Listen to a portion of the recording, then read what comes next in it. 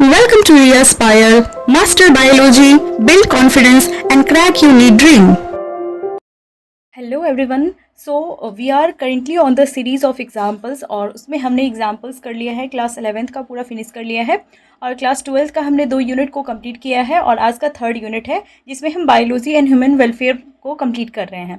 तो हमारा जो 2 लेक्चर्स हो चुका है 12th का, दैट इज़ वो पहला था रिप्रोडक्शन का और दूसरा था हमारा दैट इज़ जेनेटिक्स वाला। तो वो मैं उम्मीद करती हूँ कि आप जो है दोनों लेक्चर्स अटेंड कर लिए होंगे। आज का जो 3rd लेक्चर है उसमें हम सारे एग्जाम्पल्स करने वाले हैं बायोलॉजी एंड ह्यूमन वेलफेयर का।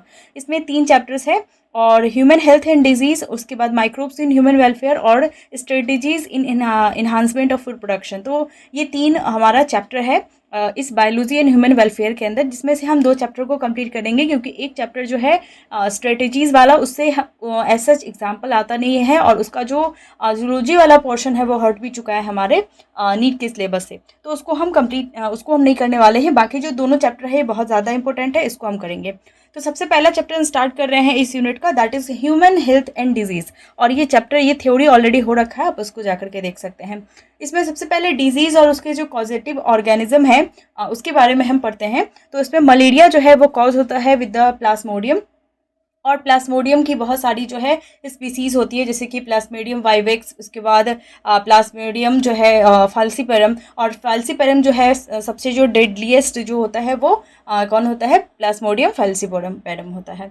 ठीक है, तो मलेरिया कॉज्ड बाय प्लाज्मोडियम, ये आप याद रखेंगे। दूसरा होता है एमीबियासिस, और एमीबियासिस ये इसका कॉजेटिव ऑर्गेनिज्म जो है ये है एंटाअमीबा हिस्टोलिटिका। नेक्स्ट एस्कैरियासिस, और एस्कैरियासिस होता है एस्कैरिस लम्ब्रिक्वाइड्स के द्वारा। ठीक है, उसके बाद हम फिलारियासिस की बात कर लेते हैं। तो फिलारियासिस जिसको एलिफेंटियासिस भी कहते हैं, तो ये होता है इसका कॉजेटिव ऑर्गेनिज्म है बुचिरेडिया बैंक्रॉफ्टी। उसके बाद है रिंगवॉर्म जो है इसमें बहुत सारे माइक्रोस्पोरम जो है ये जीनस है, इसके अंदर मतलब माइक्रोस्पोरम जो है ये एक कैटेगरी है, इसके अंदर बहुत सारे जीनस आते हैं। ट्राइको एपीफाइटोन, इपीडर्मोफाइटम, ट्राइकोफाइटोन, ये सारे जो हैं इसके अंदर जीनस आते हैं। तो रिंगवॉर्म के अंदर ये माइक्रोस्पोरम जो है ये इसका कॉजेटिव ऑर्गेनिज्म है, लेकिन जीनस जो है इसका 3 है जो हमारे एनसीईआरटी में दे रखा है। इसके बाद हम चलते हैं दैट इज निमोनिया की तरफ, और निमोनिया होता है स्ट्रेप्टोकोकस निमोनिया, जिसको हेमोफाइलस इन्फ्लुएंजा भी होता है। मतलब pneumonia is caused by streptococcus pneumoniae, haemophilus influenza.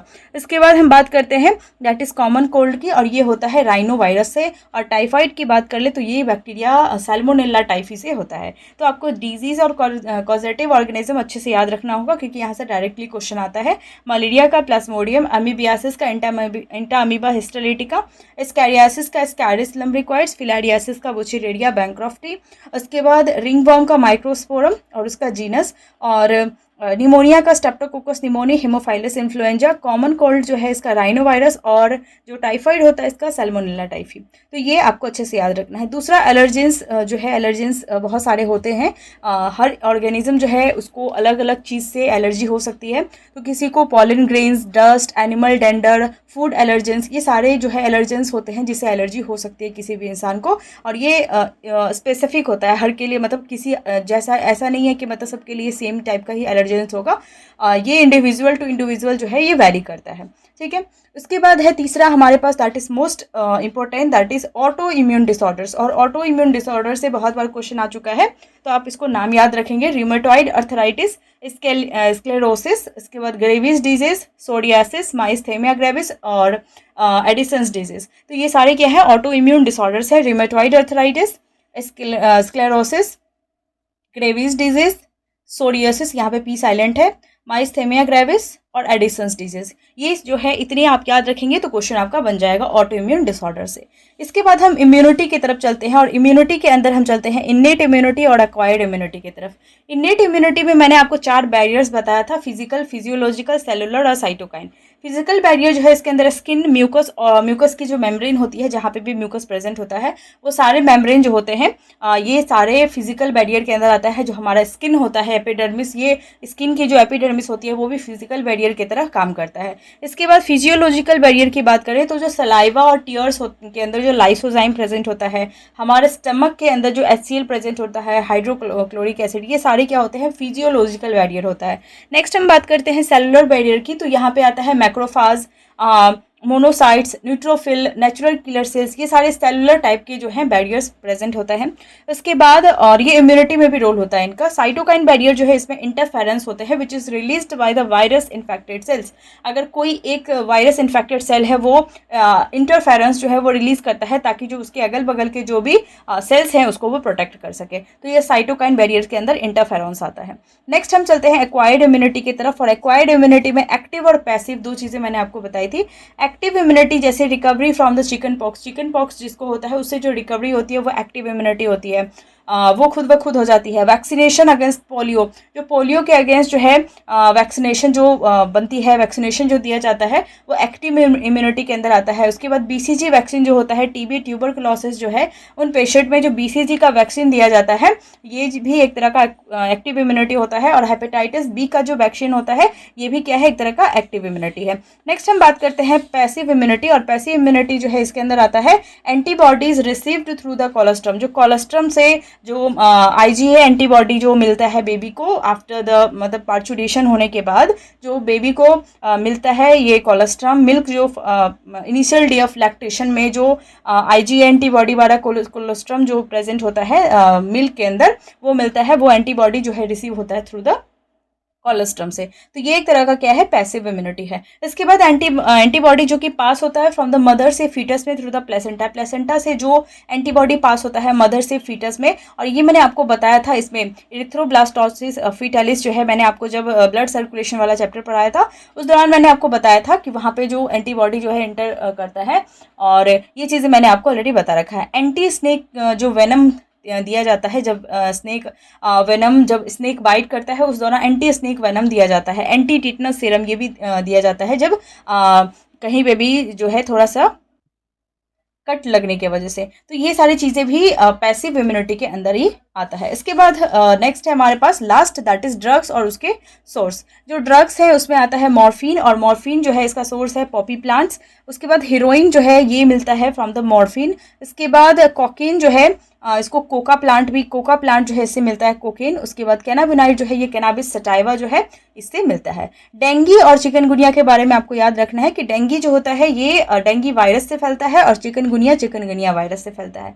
तो यहाँ पे आके ये चैप्टर हमारा फिनिश होता है। मैंने सारे जितने भी इस चैप्टर के अंदर जो भी इंपॉर्टेंट चीज़ें आती है, जितने एग्जाम्पल्स आते हैं वो मैं आपको करवा दी हूँ। और इसके पहले थ्योरी तो ऑलरेडी हो ही रखा है तो आप उसको जाकर के देखिए। नेक्स्ट हम चलते हैं इसके बाद सेकेंड चैप्टर की तरफ, that is microbes in human welfare. और इससे बहुत सारे एग्जाम्पल्स आते हैं। ये पूरा चैप्टर एग्जाम्पल बेस्ड है तो आप इसको अच्छे से याद रखिए। सबसे पहले इसमें माइक्रोब्स और ये किस चीज़ में यूजफुल होते हैं या फिर इनका काम क्या है, तो ये सारी चीज़ें जो होती हैं इनके बारे में भी अगर कुछ है हमारे एनसीईआरटी तो मैंने उसको भी नोट डाउन किया है। तो सारे माइक्रोब्स और यूजफुल जो किस चीज़ में यूजफुल होते हैं उसके बारे में मैंने यहाँ पे लिखा है। तो अगर हम कर्ड की बात कर ले तो कर्ड जो होता है इसका जो माइक्रोब होता है वो लैक्टिक एसिड बैक्टीरिया जो है, एक ग्रुप ऑफ बैक्टीरिया होता है लैक्टोबैसिलस जिसके अंदर लैक्टिक एसिड बैक्टीरिया जो है ये कर्ड फॉर्मेशन में रिस्पॉन्सिबल होता है। और जो डोसा एंड इडली जो होता है, डोसा एंड इडली बनाने का काम करता है एक बैक्टीरिया जिसका नाम है ल्यूकोनोस्टक और स्टेप्टोकोकस। ये बैक्टीरिया मिलके ये माइक्रोब्स होते हैं जो डोसा एंड इडली जो है वो में यूज़ होता है। उसके बाद जो है ब्रेड जो होता है, ब्रेड के अंदर जो है यीस्ट जो है यीस्ट बनता है, मतलब यीस्ट डाल के जो ब्रेड बनाया जाता है उसमें यीस्ट का नाम है सेकेरोमाइसिस सेरेविशिये। इसमें ब्रेकर्स यीस्ट और ब्रीवर्स यीस्ट कहा जाता है। सेकेरोमाइसिस सेरेविशिये से जो भी इस यीस्ट से जो भी ब्रेड बनते हैं उसको हम बेकर्स यीस्ट या फिर ब्रीवर्स यीस्ट कहते हैं, मतलब इस यीस्ट का नाम है। उसके बाद हम टोडी की बात कर ले तो टोडी एक तरह का ट्रेडिशनल ड्रिंक है साउथ इंडिया का और इसको नेचुरली फर्मेंटेशन से बनाया जाता है फ्रॉम द पाम के, मतलब सैप ऑफ द पाम से, पाम ट्री जो होती है उसके सैप से बनाया जाता है नेचुरल फर्मेंटेशन से। और ये एक तरह का ट्रेडिशनल ड्रिंक होता है साउथ इंडिया का। इसके बाद हम चीज़ की बात कर लेते हैं। तो चीज़ में तीन चीज़ आपको याद रखना है, स्विस चीज़, रॉकफोर्ट चीज़ और कैमेम्बर्ट चीज़। जिसमें से स्विस चीज़ और रॉकफोर्ट चीज़ जो है इसमें बैक्टीरिया और जो फंजाई पेनिसिलियम जो भी इन्वॉल्व है इसको आपको याद रखना है। स्विस चीज़ के अंदर बैक्टीरिया है दैट इज प्रोपियोनी बैक्टीरियम सरमेनाई। और जो रॉकफोर्ट चीज़ जो है इसमें आता है फंजाई और पेनिसिलियम रॉकफोर्टी और पेनिसिलियम कैमेम्बर्टी। तो ये जो रॉकफोर्टाई और कैमेम्बर्ट चीज़ है इसके अंदर आपको ये याद रखना है। उसके बाद हम चलते हैं fermented and the alcoholic beverage की तरफ, और इसमें जो है यीस्ट रिस्पॉन्सिबल होता है फर्मेंटेशन और अल्कोहलिक बेवरेज में। तो यहाँ पे विदाउट डिस्टिलेशन वाले कुछ अल्कोहल होते हैं और कुछ जो विथ डिस्टिलेशन वाले होते हैं। तो बिना डिस्टिलेशन प्रोसेस से जो अल्कोहल तैयार किया जाता है उसमें आता है वाइन एंड द बियर, जिसमें अल्कोहलिक कंसनट्रेशन काफ़ी कम होती है क्योंकि इन्हें जो है बिना डिस्टिलेशन प्रोसेस के बनाया जाता है। अगर हम विथ डिस्टिलेशन की बात कर ले तो विथ डिस्टिलेशन में विस्की, ब्रांडी एंड रम जो है, ये 3 आपको एग्जांपल याद रखना है। उसके बाद हम चलते हैं एंटीबायोटिक्स की तरफ, और एंटीबायोटिक्स में पहली एंटीबायोटिक जो बनाई गई थी वो थी पेनिसिलिन, और इसमें जो बैक्टीरिया जिस पे काम कर रहे थे वो साइंटिस्ट, उनका नाम बैक्टीरिया का नाम था स्टेफिलोकोकस, और उसके अगल बगल जो है अनवॉश जो डिश था उसके अगल बगल जो भी मोल्ड या फंजाई ग्रो कर रहा था उसका नाम था पेनिसिलिन, और बाद में ही वो पेनिसिलिन पहला एंटीबायोटिक मिला। उसके बाद हम चलते हैं एसिड या फिर एंजाइम और उसका सोर्स क्या क्या है इसके, और इससे बहुत बार क्वेश्चन आता है, ये मोस्ट इंपॉर्टेंट कह ले, ये मोस्ट इंपॉर्टेंट टॉपिक है। इसके बाद यहाँ पे लैक्टिक एसिड जो है ये लैक्टिक एसिड बैक्टीरिया से मिलता है।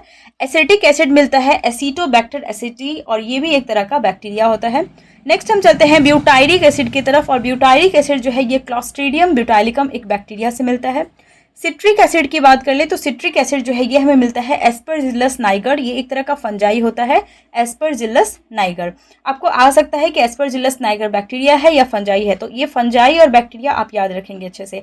बाकी दोनों जो मैंने आपको बताया, बाकी 3 लैक्टिक एसिड बैक्टीरिया है, एसिटोबैक्टर एसिटी बैक्टीरिया है, क्लॉस्ट्रीडियम ब्यूटाइलिकम जो है ये भी एक बैक्टीरिया है।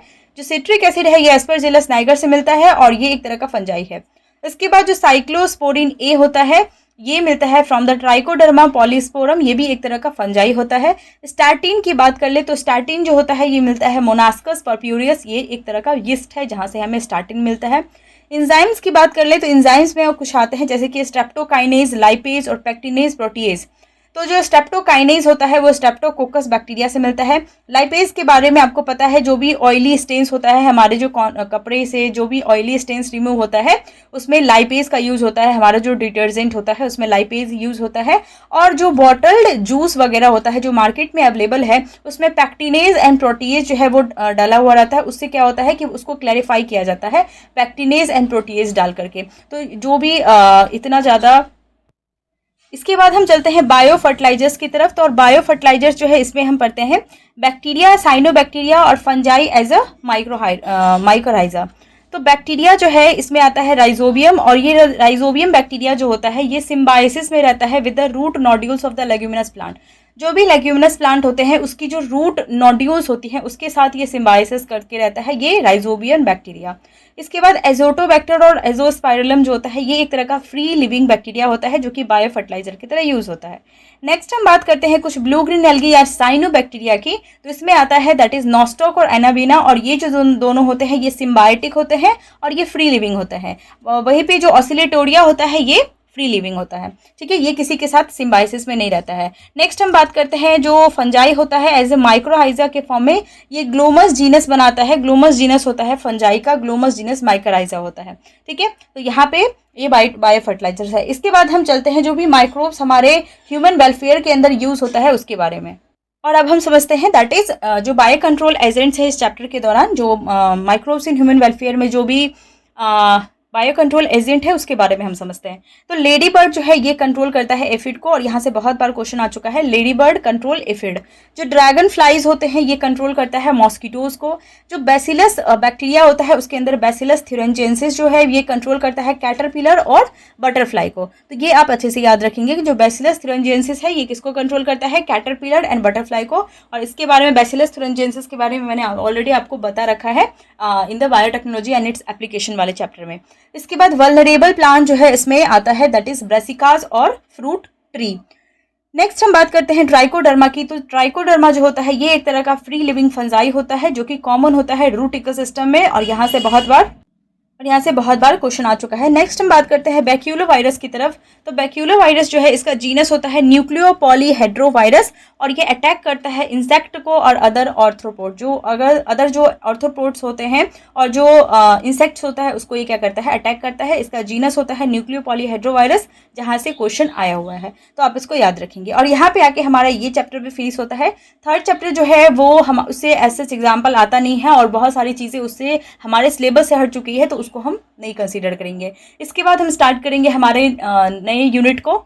और यहाँ तक आपको समझ में आ गया होगा। सारे हैंडीटन नोट्स के लिए आप इंस्टाग्राम टेलीग्राम पे जुड़ सकते हैं, आपको पूरा हैंडीटन नोट्स मिल जाएगा और लिंक जो है वो चैनल पे दे रखा है, आप वहाँ से जुड़ जाइए। और तब तक के लिए stay tuned, stay healthy and thank you.